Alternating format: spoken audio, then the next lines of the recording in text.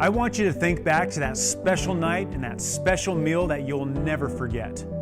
What made it so special? What about the aromas that take you back in time, like Grandma's cookies or Grandpa's garage? These are flavor memories. But what is flavor and where does it come from? I'm Jeremy Storton. I'm an Advanced Cicerone and the host of the Good Beer Matters podcast. I've partnered with the BrewDB to bring you trusted brew knowledge.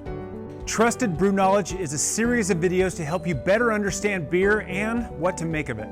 In this video series, we're going to take a deep dive into the complex world of beer flavor. My name's Peter Cronin. I'm the quality manager here at AleSmith Brewing Company. Peter, we've talked about how to detect flavor, how we get flavor from our ingredients, how we get it from our process. The thing that we haven't really talked about is why should we care?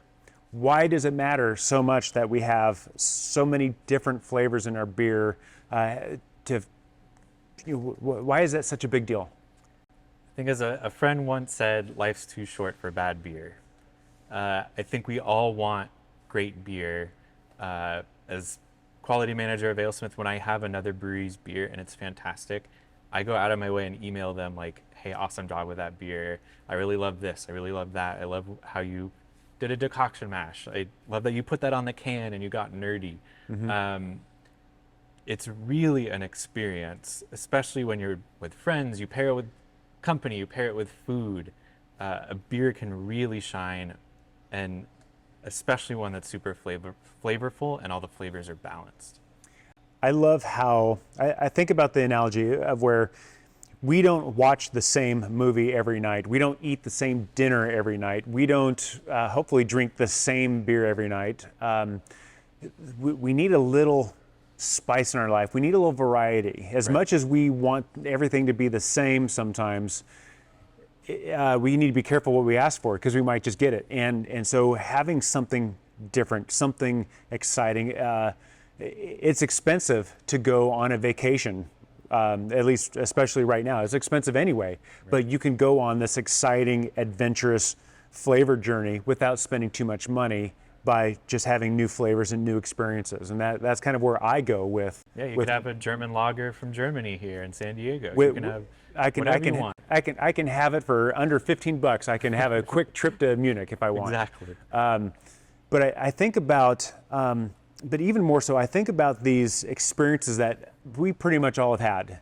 And I think about that night that we'll never forget, that meal that we'll never forget, that conversation we'll never forget, that person, that music, that experience that we'll never forget. Why are those so profound, and how does flavor add to those experiences? Flavor and aroma are just super highly tied to memory, and vice versa. I teach some training courses here, some sensory training courses here at AleSmith, and then of course the barrel aging course at UCSD is a big sensory component. And that course is an elective, so sometimes people are taking it without a lot of beer knowledge.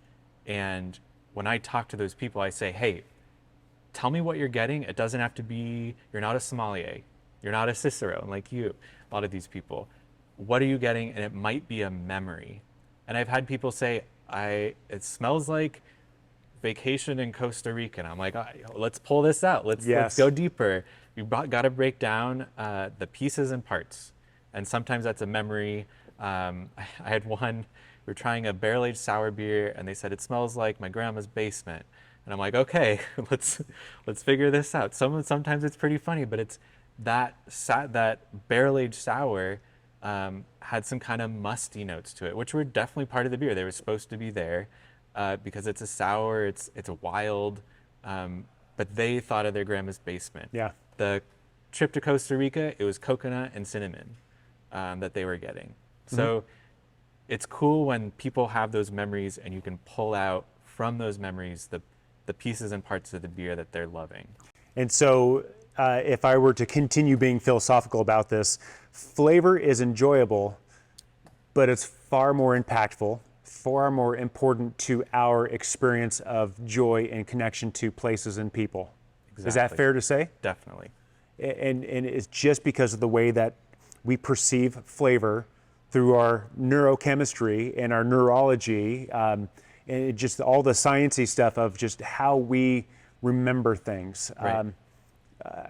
I think about kind of a similar thing too is, if you take any song that was your song back in high school and you play the first 2 notes or the first 2 beats, everyone's like, oh, I love that song.